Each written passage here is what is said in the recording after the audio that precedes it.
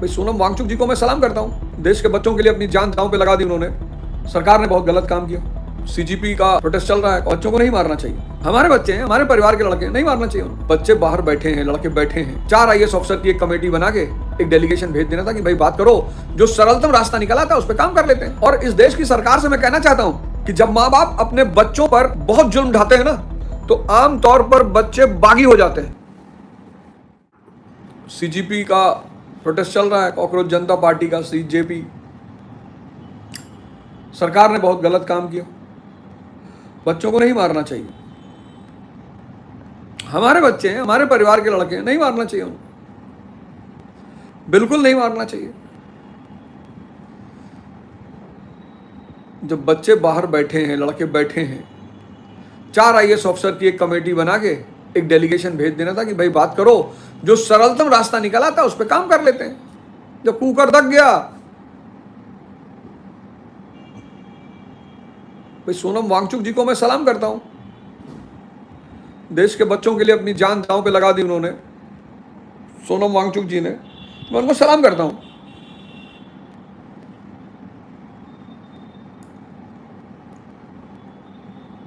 और इस देश की सरकार से मैं कहना चाहता हूं कि जब माँ बाप अपने बच्चों पर बहुत जुल्म ढाते हैं ना, तो आमतौर पर बच्चे बागी हो जाते हैं। भाई 4 बार मार दोगे, डर खत्म हो जाएगा। और डर खत्म हुआ, इसलिए बहुत समझदार जो माँ बाप रहे, उन्होंने अपने बच्चों को जल्दी मारा नहीं, सिर्फ आंख दिखाया। अगर आंख दिखाने में वो समझ गए तो माँ बाप ने उसके बाद कुछ बोला ही नहीं। क्योंकि अगर आपने 4 बार अपने बच्चे को मारा और उसका डर खत्म हुआ, तब तो आप गए। इसलिए सरकार को छात्रों से बात करनी चाहिए। परेशान है छात्र,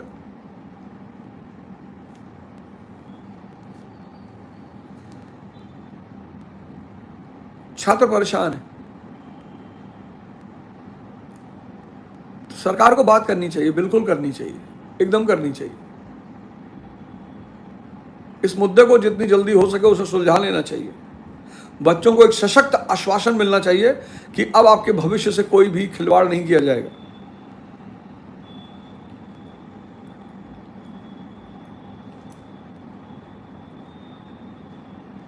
दो साल आंदोलन किया गांधी जी ने, असहयोग आंदोलन। कोई एक डंडा नहीं पीटा गया, एक सिंगल डंडा। क्योंकि गांधी जी को पता है ना कि सरकार है, ताकतवर है, एक बार लोग मार खा जाएंगे, दोबारा नहीं आएंगे। ये सब जो आपको पढ़ाया गया, वो किस लिए पढ़ाया गया? इसीलिए तो पढ़ाया गया कि आप सोचें, आप देखें कि प्रोटेस्ट किया कैसे जाता है।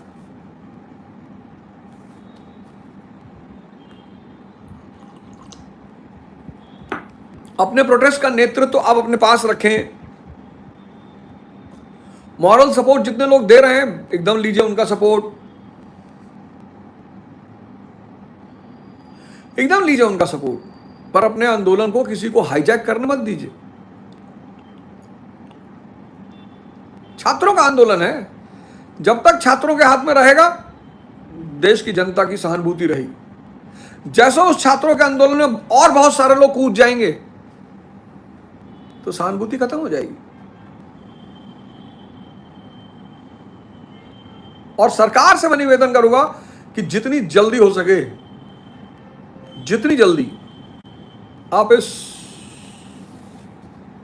चुनौती को खत्म करें।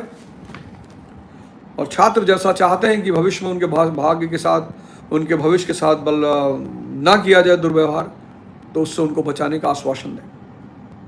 क्योंकि आजकल पाखंड बढ़ गया है, लोग पाखंडी बहुत हो गए हैं। पाखंड और धर्म में फर्क है। पाखंडी आदमी बाहर से देखने में बहुत धार्मिक लगेगा, एकदम 24 कैरेट सोना दिखाई पड़ेगा। और मजेदार बात कि पाखंडी को बाहर से ही देखकर जाना जा सकता है कि धार्मिक है ये।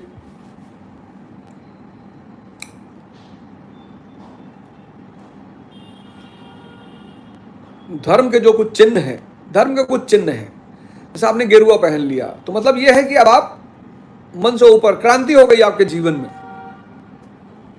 आपके जीवन में क्रांति हो गई। और आप मन से ऊपर उठकर आप चेतना में पहुंच गए। लेकिन बहुत सारे लोग गेरुआ पहन के टहल रहे हैं जिनके जीवन में कोई क्रांति नहीं हुई, वहां आप मार खा जाएंगे। आप नीट की तैयारी कर रहे हैं, आईआईटी की तैयारी कर रहे हैं, आईएएस की तैयारी कर रहे हैं। पढ़ाई और तैयारी में जमीन आसमान का फर्क है। पढ़ाई मतलब अर्जित करना और कंपटीशन मतलब युद्ध। जब आप पढ़ते हो ना तो कुछ अर्जित कर रहे होते हो, कुछ गेन कर रहे होते हो, और जब आप तैयारी कर रहे होते हो तो आप युद्ध की तैयारी कर रहे हो। तो दोनों में बहुत अंतर है, और 90% लोग दोनों को एक ही समझते हैं।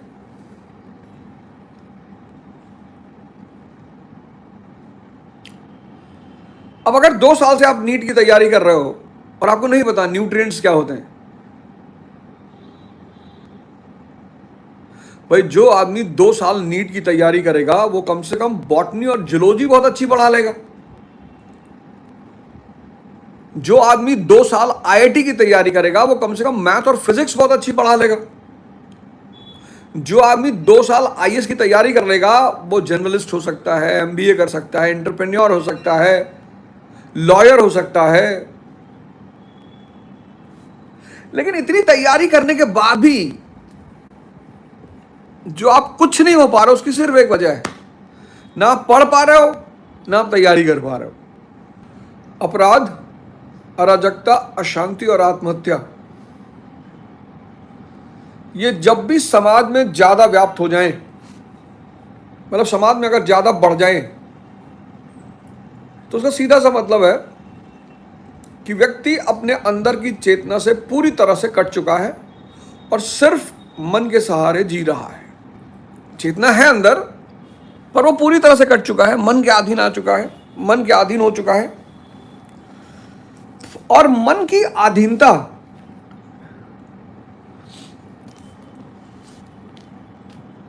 बहुत विनाश करती है।